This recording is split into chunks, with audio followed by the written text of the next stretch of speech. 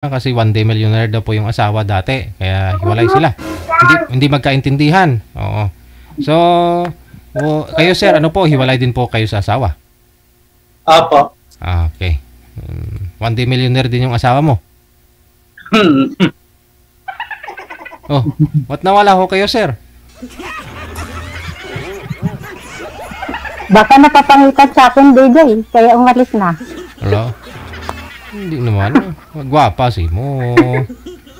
Sana si sir? Manager, paalalay nga po. No? Baka mahina ang signal lang niya. Parang okay naman po kanina. So, bali ilang taon na po kayong separated? Yun po, mula dun nung 2012 natandaan ko hanggang ngayon po. Pero yung ex ko po nasa kanila, nasa probinsya ng umuwi. Pero sa Valenzuela po kami nakatira. Okay. Yun. Ayun. Sige po. No? Go ahead. No? Usap po kayong dalawa. Ano po, magandang hapon. Magandang hapon din po naman. Nasa Tansa ka, Cavite kanina narinig ko. Kaya po, taga-saan po kayo? Valenzuela ako, pero may hometown ako, Tandag City, Surigao del Sur. Hometown ko, pero sa Valenzuela na ako nakatira. Valenzuela.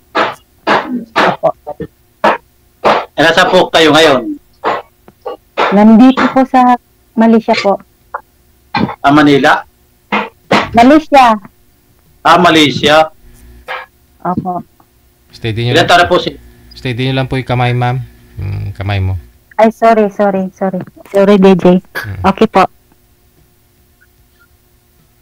Ilan taon na po sila? Ay, 47 nung last March 20, nag-47 na ako. Bakit nagsali ka rito? Anong hinahanap mo? Nag-try lang po, kinakabahan, pero matagal na akong followers ni DJ. Matagal na, nung 2020 pa lang yata. Nanonood na ako sa programa, tapos sabi ng pinsan kong nasa Kuwait, ate, mag-try ka nga dyan sa kasi nanonood din siya ngayon. Hi, Jeniceline Pacheco, hello. Sabi niya, kaya mo yan. Oo, sabi ko, sige, try ko. Ayan. At nakilala ka ngayon, sir, yung taong mapapangasawa niya. Ano tunay yung pangalan? Ang tunay kong pangalan, Florilyn. Ang single name ko, Flores. Florilyn Pacheco Flores. Wag lang banggitin yung apelyido. Sorry, DJ. Sorry. Ilan taon ka na dyan? Dito sa Malaysia ko, 6 years na po. Hindi ka na-uwi ng Pinas? Magwabakasyon, malapit na. Oh, malapit na 7 taon pa.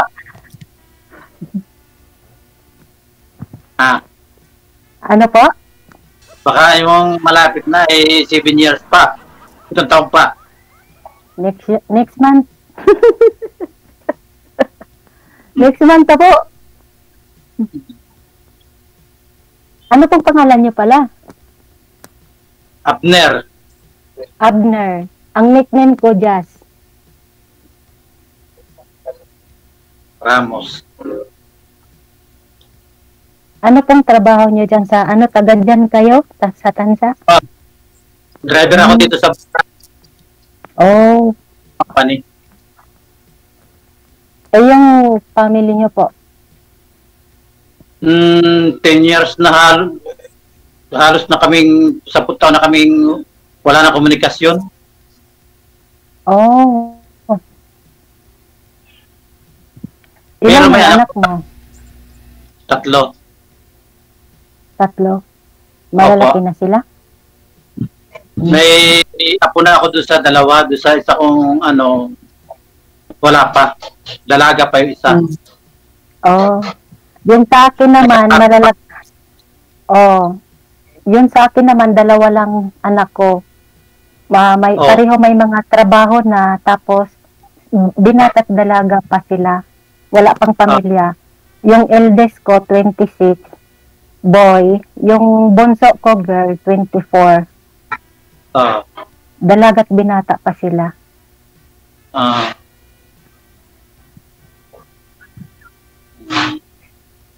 Ikaw, kumusta ka na dyan?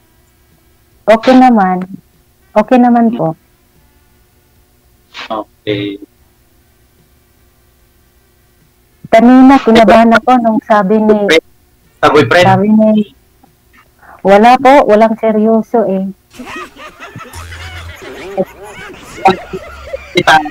Ka naman. Chapi-chapi po, Wala sir. pong nagsiseryoso. Pakihawak nga po ng cellphone nyo, sir. Hawakan nyo po yung cellphone. Kasi putol-putol po yung busis mo. Iangat nyo po yung cellphone. Yan. Hmm. Eh kung seryosoin ka, papayag ka. Depende po. Depende kung magkasundo.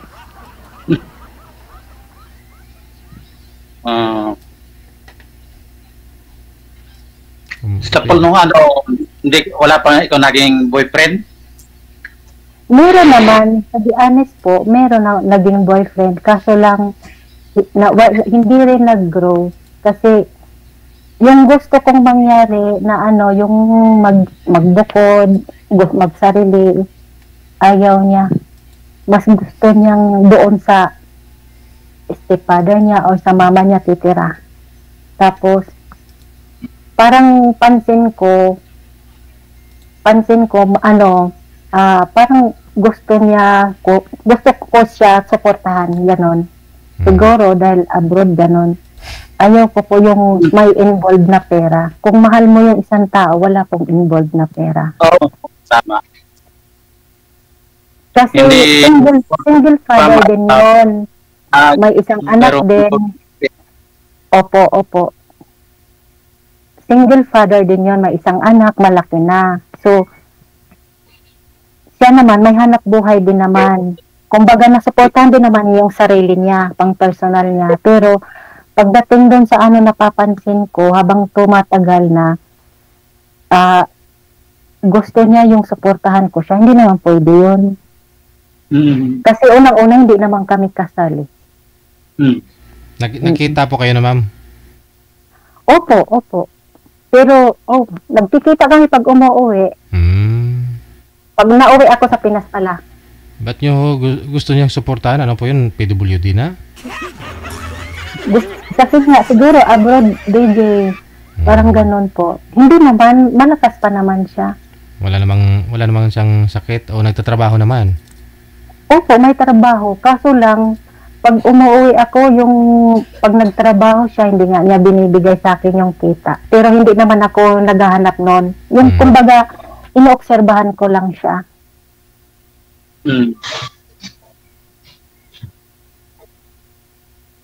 Ganun ba? Kayo po, kasal kayo dun sa asawa mo? Oo, kasal kami. Kaso lang, 10 taon na kaming hiwalay. Kami din kami dun. Oh. Parang ako ayaw. Masakit pagka iniiwan. Kayo po ang nang-iwan? Kaya parang nakakatakot na. Sa bagay. Ikaw po ang iniwan. Ikaw ang iniwan, sir, o iniwan mo siya? Iniwan po ako. Dahil Iniwan. nag-abroad po siya. So, iniwan ka? Ganon. Yung sa akin naman,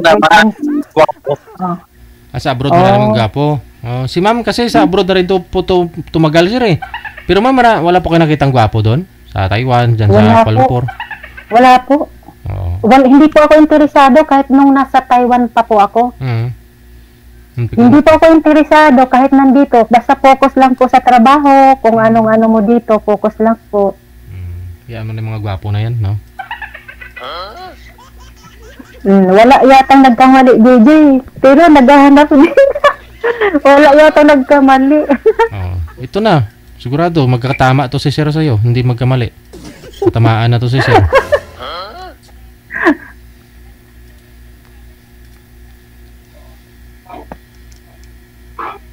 Hmm. Hmm. Ano May yung ginawa bahay pa niya na- yan? Ano po? Wala pa naliligaw sa'yo. Hiniwalayan ko yung last. Hiwalay na kami magti 3 years na. Yung last kong naging boyfriend. Oo. Yung kinwento ko kanina. Opo. Mm. Ay, ako narito naman sa aking trabaho dito sa Tansa. Sa trabaho mo yan. Wala ka sa bahay mo. Ako nandito sa loob ng kwarto. Oh. Parang makina. Oh. Parang na rin.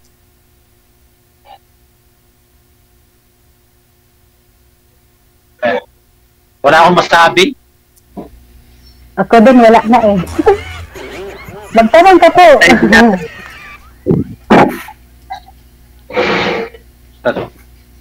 Sabihin mo lang, I love you.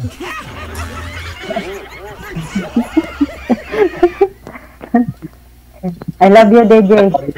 Ay, regard. Kay sir mo sabihin yung I love you. Huwag na, DJ.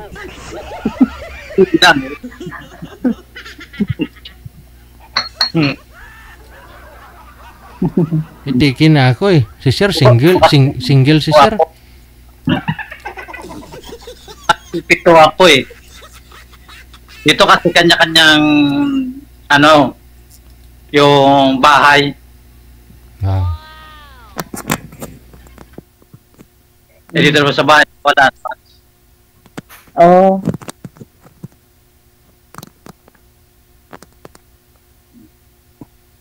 May bata sa likod. Buti hindi lang istorbo. Wag mo lang ipakita, ma'am. Ay, wala po ka. Ngayon po, ano nga hanap Opo, po, ma'am? DJ. Alaga ko po, DJ. Buti hindi siya, tahimik siya ngayon. Alam niyo siguro yung taga-bantay, naghahanap ng mapapangasawa eh. Sabi ko sa alaga ko, DJ, huwag ka mo nang istorb kay Auntie Lynn, ha. Oo. Anong May kausap, emergency. Anong sagot? Tango lang naman siya ng tango. Wow. Naintindihan niya yung emergency, no? Para ito Tagalog. Emergency call. Marunong magtagalog.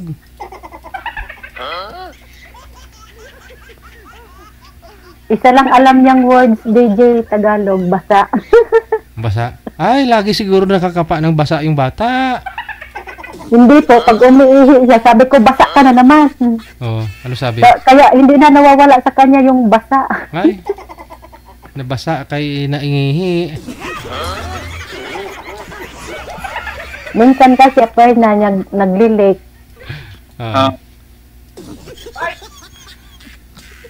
Wow, basa naman kay nangihi.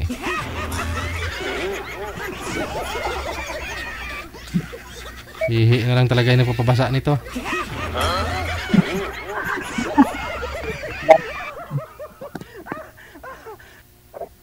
Saan po ang mga anak niyo ngayon, sir? Pero pagka mga sali. Oh. Saan po ngayon yung anak mo? Nandyan din sa Tansa? Ano, may bahay ako sa, sa Salinas, sa Rosario. Salinas? Saan yun? Saan dito yun? sa... Oh, Cavite din? Oo.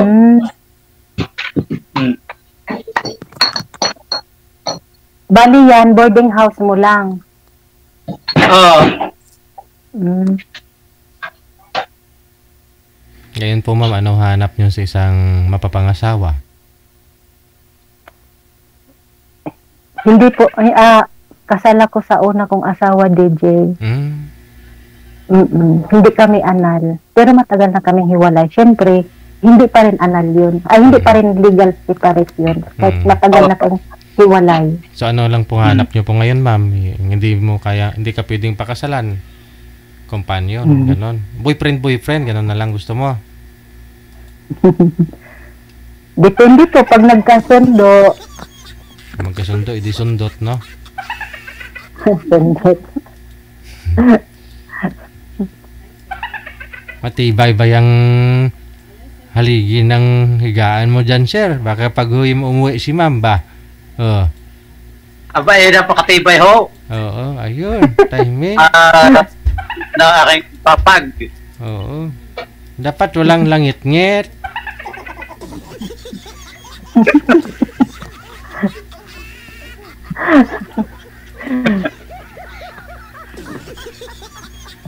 Ayaw si Kanoso pagka darating siya Hmm. para kabibay. Ilang taon na po ba kayong hiwalayan ni misis mo? 10 years na ho. 10 years na siya nag-abroad, hindi na siya umuwi para ayusin kayo. Bakit na nga po?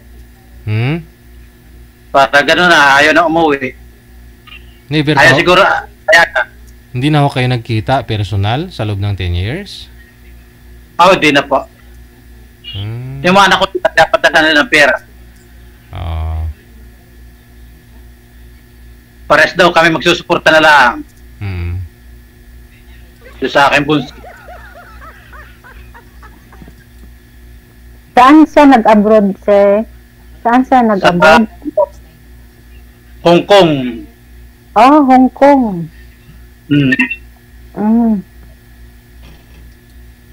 Kaya sabi ko, mahirap. Pag ang babae pala ay lumayo sa Pilipinas ay nakuha ng iba. Depende po, hindi po lahat ng babae ganon pag nag-abroad. Meron din namang nag-abroad pag uwi, okay pa rin naman ang pamilya. Ayun ang Meron maganda. din po iba, pag umaalis, ayun na, nakahanap na. Pero depende po yun sa babae. Depende ho Ang kasi minsan. kasi Kung minsan hindi na magkasundo nung dito sa Pilipinas at kung nag-abroad, matuluyan na talaga yan, ha? Opo. Hmm. Hindi nga magkasundo na magkasama eh. Yan pa ho kayo malayo sa isa't isa. Hindi, tuluyan. Yun nga.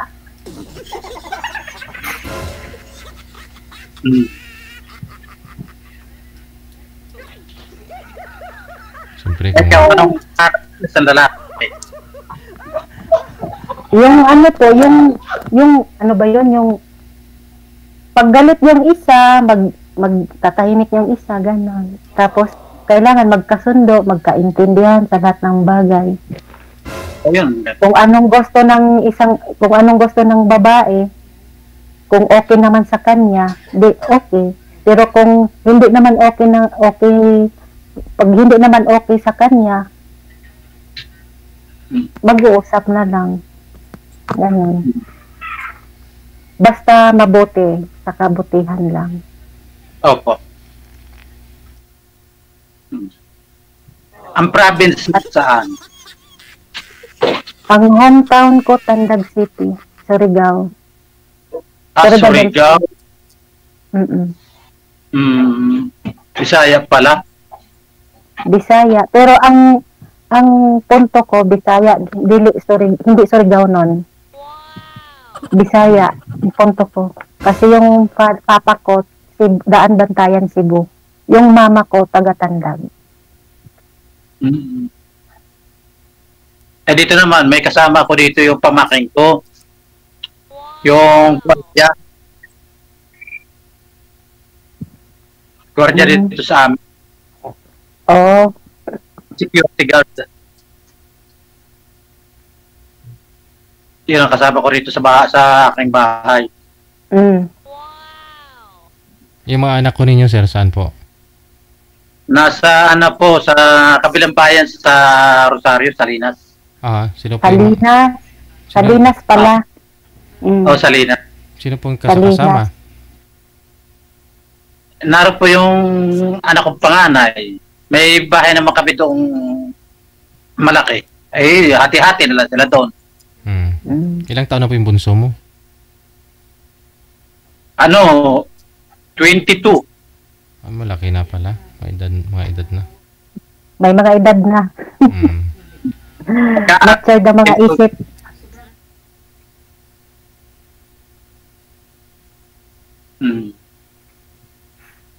Ang ako naman, ang hinahanap ko sa isang lalaki, yung mga kasama sa pagtanda.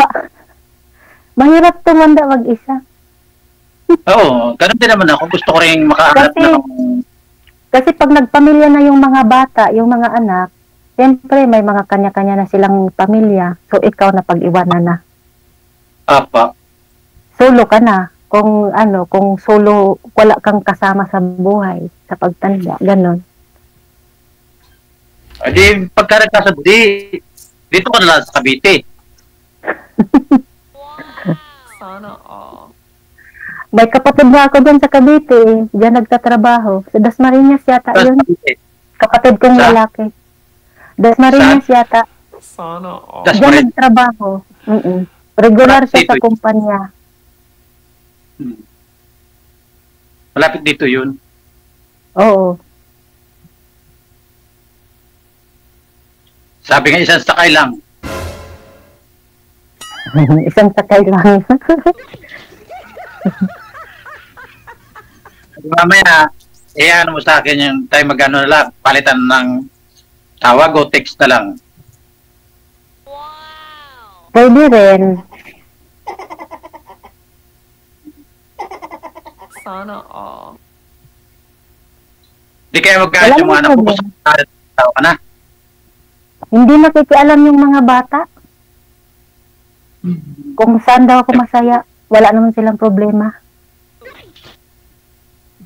Magaling. Hmm. Kaya ako pa, yung bunso ko, wala rin siyang ano sa akin. Tapos yung dalawa kong anak na panganay, may mga asawa na sila. Isa lang ang walang asawa. Mm. Eh pag nagkasawa na yung bunso ko, di wala na rin ako kasama sa bahay. Pagka tumanda. Tul- Kaya ako anak, Tulong pagka buhay tumanda, mo na. meron Tulong buhay mo na. Dalawa na lang kayo magsama. Oo. Hindi pagka, Tulong alam mo, masakit ang buhay. ito. Ma'am, Pagka masakit ang hindi kita. Ma'am, ano pong hanap mo ngayon? Anong hanap mo sa makakasama mo? Pinapangarap mo sa magiging partner mo? Ay, yung number 1, magkakasundo sa lahat ng bagay. At saka sa pagdating sa pera po, kailangan yung sa susunod na araw, hindi gastador, hindi lasinggo, ganun. Pwede uminom, pero hindi yung as in lasing talaga. Kasi normal lang naman yun sa lalaki na nainom po. Naintindihan ko yun. Pero ayoko yung naglalasing na, nagsusuka na, yung ganun po. Tapos pagdating naman sa pera, gusto ko yung hindi ubos-ubos biyaya. Yung may matitira pa sa susunod na araw, ganun. Ayoko rin yung marami, utang dito, utang doon. Ayoko po. Kung kinakailangan, emergency na kailangan umutang, okay, walang problema doon. Pero kung umutang dahil sa bisyo, ibang usapan yun, no? Ay, Opo. ayaw, no? Kasi Ayaw. experience ko yun sa una.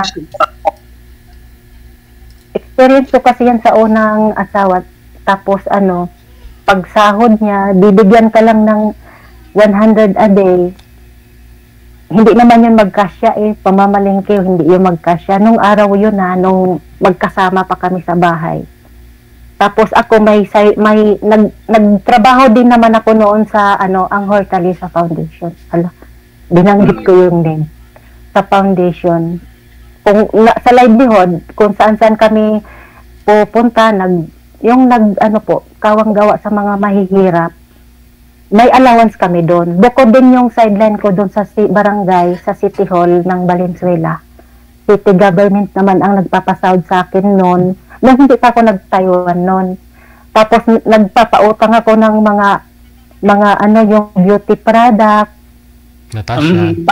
Niro-roll ko lang din yung kinikita ko na hindi alam ng dati kong asawa na may mga sideline akong ganyan. Ang alam lang niya, kasi malalaman niya talaga na may allowance ako natatanggap buwan-buwan sa City Hall. Kasi siyempre, pag may meeting, nakikita niya ako na naka-uniform, susunduin ako ng mga kasama ko para sabay-sabay kami magpunta sa City Hall. Nakikita niya yon noon. Pero hindi na maganda ang samahan namin nung araw.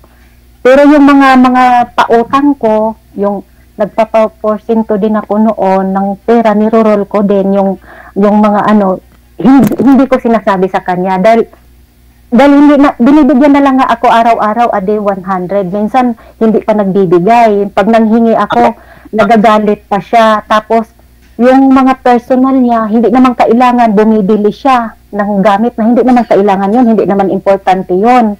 Nagagalit siya, na wag ko daw siya pakialamanan, pira naman daw niya yun. Sabi ko, useless lang pala, mag-asawa tayo, kasal tayo, tapos pagdating sa ganyan, wala akong karapatan mag-suggest, magsabi. Parang gano'n. Pero 3 times ko yun, kinausap ko yung biyanan ko. 3 beses ko kinausap biyanan ko. Sabi ko, kami lang dalawa ng biyanan ko nag-usap. Sabi ko, ayaw ko na makisama sa anak mo. Tama na yung ilang taon nagsama kami. Na nagtiis ako. 2012 yun,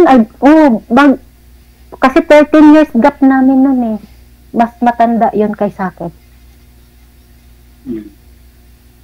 Tapos buong pamilya naman niya, wala namang problema nung sumuko na talaga ako, na nagdesisyon ako na ayaw ko na pakisamahan yung kapatid nila. Kasi panganay yung sa 4 na magkapatid. Tapos, naintindihan din naman ng biyanan ko na gano'n ang nangyayari. Hindi nga daw nila alam na gano'n na pala kami kasi hindi nila nahalata na may problema pala sa loob ng bahay. Magaling din daw ako magdala. Kahit sa mga kapitbahay po, hindi nila alam na magkasama kami sa bahay pero hiwalay na kami ng higaan. Hindi nila alam, kahit yung mga kapitbahay namin, nalalaman nila doon sa mga anak namin sinasabi ng mga bata na gano'n pala. Chismosa pala yung mga kapitbahay ninyo. Alam nila kung nagtatabi kayo, hindi. Ay, hindi po. Kasi di ba po pag tabi-tabi, ay hindi naman apartment, tapos flat naman na apartment, hindi naman yung apartment, ay yung tirahan na yung parang squatter po, hindi naman po ganon. Hindi na iwasan yun kahit saan po may chismosa.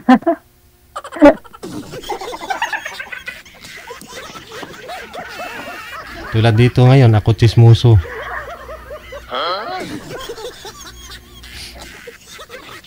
Sige, ha?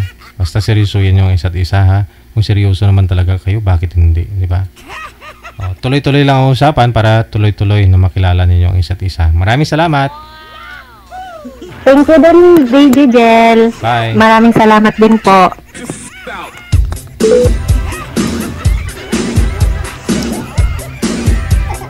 Pasawa itong mga batang to. Ba't sinasabi sa kapitbahay na hindi na pala nagtatabi?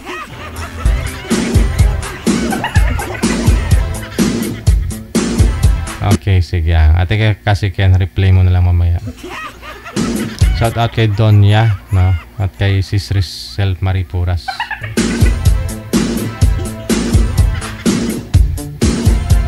Si Gina Buot, kailan na ho yung kasal? Nagpakabuot na si Gina. Okay na ho yan, may boyfriend ka na.